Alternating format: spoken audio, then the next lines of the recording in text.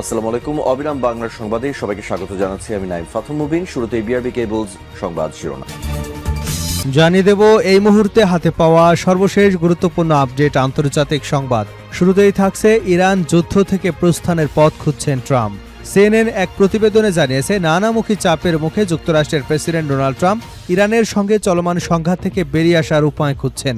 তাসনিমের উদ্ধৃতি দিয়ে Pars Today জানিয়েছে ডোনাল্ড ট্রাম্প এমন এক সময় ইরানের সঙ্গে যুদ্ধ অবসানের পথ খুঁজছেন যখন তিনি মধ্যপ্রাচ্যে যুক্তরাষ্ট্রের প্রধান মিত্রদের কাছ থেকে পরস্পর বিরোধী বার্তা পাচ্ছেন। এবারে জানাবো যুদ্ধের আগুনে পুড়ে ছাই হবে যুক্তরাষ্ট্রের প্রতিরক্ষার ঢাল। যুক্তরাষ্ট্র একটি সর্বাত্মক আঞ্চলিক যুদ্ধের দিকে ত্বরান্বিত হচ্ছে বলে শনিবার সতর্ক করেছেন ইরানের খাতামাল আনাবিয়ার কেন্দ্রীয় হেডকোয়ার্টার্সের কমান্ডার মেজর জেনারেল আলী আব্দুল্লাহি। তিনি মধ্যপ্রাচ্যের আঞ্চলিক সরকারগুলোকে অনুরোধ জানান তারা যেন ওয়াশিংটনকে সামরিক অভিযানের জন্য তাদের ভূখণ্ড, অবকাঠামো ও সম্পদ ব্যবহার করতে দেওয়া পুনঃমূল্যায়ন করে। জানাবো গাজার জরুরি চিকিৎসা সামগ্রীর গুদামে ইসরায়েলের বিমান হামলা। ফিলিস্তিনের গাজার মধ্যাঞ্চলের দেইর আল বালা শহরে অবস্থিত আল আকসা শহীদ হাসপাতালের পাশে মেডিকেল গুদামে ইসরায়েলি বিমান হামলার ঘটনা ঘটেছে। শনিবার ভোরে চালানো এই হামলায় 4টি গুদামের মধ্যে 2টি সম্পূর্ণ ধ্বংস হয়ে গেছে এবং বাকি 2টি মারাত্মকভাবে ক্ষতিগ্রস্ত হয়েছে বলে জানিয়েছে গাজার স্বাস্থ্য মন্ত্রণালয়। এদিকে প্যাট্রিয়ট ক্ষেপণাস্ত্র ফুরিয়ে গেছে, সহায়তা চেয়ে জেলেনস্কির আকুতি। ইউক্রেনের কাছে থাকা যুক্তরাষ্ট্রের তৈরি প্যাট্রিয়ট বিমান প্রতিরক্ষা ব্যবস্থার ইন্টারসেপ্টর ক্ষেপণাস্ত্র শেষ হয়ে গেছে বলে জানিয়েছে দেশটির প্রেসিডেন্ট ভলোদিমির জেলেনস্কি। শুক্রবার টেলিগ্রামে দেওয়া এক বার্তায় তিনি পশ্চিমা মিত্রদের প্রতি দ্রুত বিমান প্রতিরক্ষা সক্ষমতা পুনরায় জোরদার করবার আহ্বান জানান। এবারে থাকছে মারা গেছেন ভারতের সাবেক সেনাপ্রধান। ভারতের সাবেক সেনাপ্রধান জেনারেল বিশ্বনাথ শর্মা শুক্রবার 96 বছর বয়সে মারা গেছেন। তিনি 1988 থেকে 2090 সাল পর্যন্ত দেশটির সেনাপ্রধান হিসেবে দায়িত্ব পালন করেন। এবং সর্বশেষ জানাবো মার্কিন এআই ব্যবহার করে প্রতিরক্ষা সক্ষমতা বাড়াচ্ছে চীন। ওপেন এআই ও অ্যানথ্রোপিকের মতো শীর্ষ মার্কিন কৃত্রিম বুদ্ধিমত্তা প্রতিষ্ঠানের মডেলের আউটপুট ব্যবহার করে নিজেদের প্রতিরক্ষা সক্ষমতা বাড়াতে দেশীয় এআই সিস্টেম প্রশিক্ষণ দিয়েছেন চীনা সামরিক গবেষকরা। রয়টার্স এবং 80টিরও বেশি চীনা গবেষণাপত্র ও প্যাটেন্ট পর্যালোচনা করে এ তথ্য পাওয়া গেছে। এতক্ষণ শুনছিলেন সংবাদ শিরোনাম, এবার থাকছে পুরো সংবাদ। দর্শক, অনুরোধ থাকবে ভিডিওতে একটি লাইক দিন, কমেন্টস করে জানিয়ে দিন এই ভিডিওটি আপনি কোন জেলা থেকে দেখছেন এবং শুনছেন। ইরান যুদ্ধ থেকে প্রস্থানের পথ খুঁজছেন ডোনাল্ড ট্রাম্প। সিএনএন এক প্রতিবেদনে জানিয়েছে নানামুখী চাপের মুখে যুক্তরাষ্ট্রের প্রেসিডেন্ট ডোনাল্ড ট্রাম্প ইরানের সঙ্গে চলমান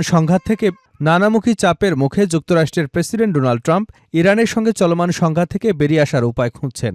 তাসনিমের উদ্ধৃতি দিয়ে পার্স টুডে জানিয়েছে ডোনাল্ড ট্রাম্প এমন এক সময় ইরানের সঙ্গে যুদ্ধ অবসানের পথ খুঁজছেন যখন তিনি মধ্যপ্রাচ্যের যুক্তরাষ্ট্রের প্রধান মিত্রদের কাছ থেকে পরস্পর বিরোধী বার্তা পাচ্ছেন। সিএনএনের প্রতিবেদনে বলা হয়েছে একদিকে ইসরায়েলের প্রধানমন্ত্রী বেনিয়ামিন নেতানিয়াহু ইরানের বিরুদ্ধে চাপ অব্যাহত রাখা এবং আরও সামরিক বিকল্প বিবেচনার আহ্বান জানাচ্ছেন, অন্যদিকে সৌদি আরব উত্তেজনা হ্রাস এবং সংঘাত অবসানের উপর জোর দিচ্ছে। সৌদি আরবের প্রতিরক্ষা মন্ত্রী খালিদ বিন সালমানের এক অঘোষিত ওয়াশিংটন সফরে তিনি দেশটির যুবরাজ মোহাম্মদ বিন সালমানের বার্তা ট্রাম্প ও জেডি ভ্যান্সের কাছে পৌঁছে দেন। ওই বার্তায় রিয়াদ জানায় তারা ইরানের সঙ্গে চলমান উত্তেজনা কমাতে চায় এবং সংঘাত অব্যাহত থাকলে তা গুরুতর ঝুঁকি সৃষ্টি করতে পারে বলে মনে করে। এই বৈঠকটি ট্রাম্পের সঙ্গে নেতানিয়াহুর হোয়াইট হাউসের সাক্ষাতের একদিন পর অনুষ্ঠিত হয়। ওই বৈঠকে ইসরায়েলের প্রধানমন্ত্রী ইরানের সঙ্গে কূটনৈতিক প্রচেষ্টার সফলতা নিয়ে সন্দেহ প্রকাশ করেন এবং তেহরানের বিরুদ্ধে চাপ আরও বাড়ানোর সম্ভাব্য উপায় নিয়ে আলোচনা করেন। সিএনএনের মতে এই ধারাবাহিক বৈঠকগুলো যুক্তরাষ্ট্রের মিত্রদের মধ্যে ভবিষ্যৎ কৌশল নিয়ে মতপার্থক্য সৃষ্টি করেছে এবং ট্রাম্পকে এমন এক পরিস্থিতিতে ফেলেছে যেখানে তিনি সংকট থেকে বেরিয়ে আসার পথ খুঁজছেন। এদিকে ট্রাম্প এখনও একটি সম্ভাব্য সমঝোতায় পৌঁছানোর আশা প্রকাশ করে চলেছেন। তবে নেতানিয়াহু এবং সৌদি কর্মকর্তাদের সঙ্গে তাদের সাম্প্রতিক বৈঠকগুলো ইঙ্গিত দিচ্ছে যে ট্রাম্প বর্তমানে দুটি ভিন্ন পথের মধ্যে সিদ্ধান্ত গ্রহণে কঠিন সংকটের মুখোমুখি। একদিকে সামরিক চাপ আরও বাড়ানো, অন্যদিকে উত্তেজনা কমানোর পথে অগ্রসর হওয়া। যুদ্ধের আগুনে পুড়ে ছাই হবে যুক্তরাষ্ট্রের প্রতিরক্ষার ঢাল।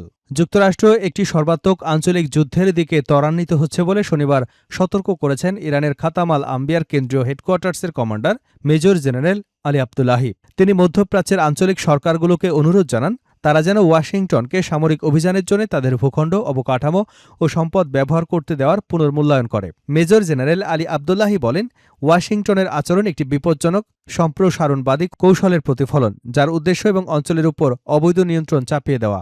আবদুল্লাহি বলেন, অপরাধী যুক্তরাষ্ট্র ইরানের বিরুদ্ধে সাম্প্রতিক যুদ্ধের সময় প্রমাণ করেছে যে তাদের শয়তানি লক্ষ্য এবং উদ্দেশ্য হাসিলের জন্য তারা মুসলমানদের স্বার্থ ও সম্পদের বিরুদ্ধে যে কোনো অপকর্ম বা সংঘাত চালাতে দ্বিধা করবে না।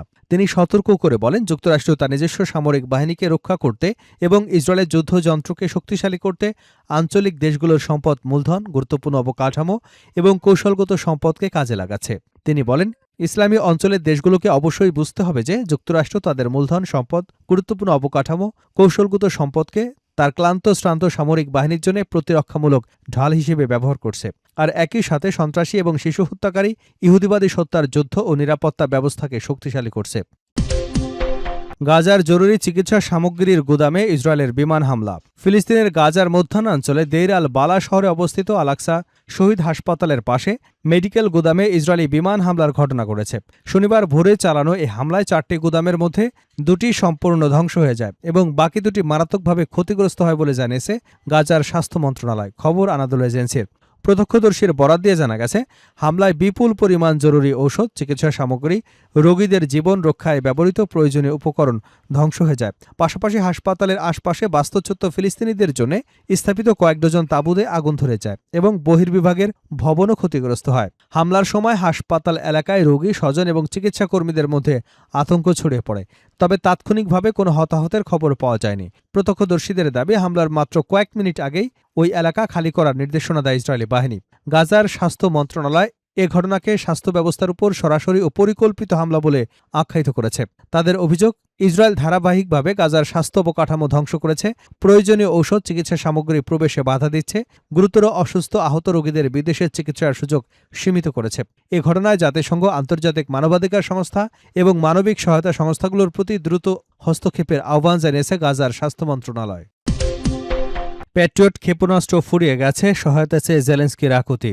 ইউক্রেনের কাছে থাকা যুক্তরাষ্ট্রের তৈরি প্যাট্রিয়ট বিমান প্রতিরক্ষা ব্যবস্থার ইন্টারসেপ্টর ক্ষেপণাস্ত্র শেষ হয়ে গেছে বলে জানিয়েছেন দেশটির প্রেসিডেন্ট ভলোদিমির জেলেনস্কি।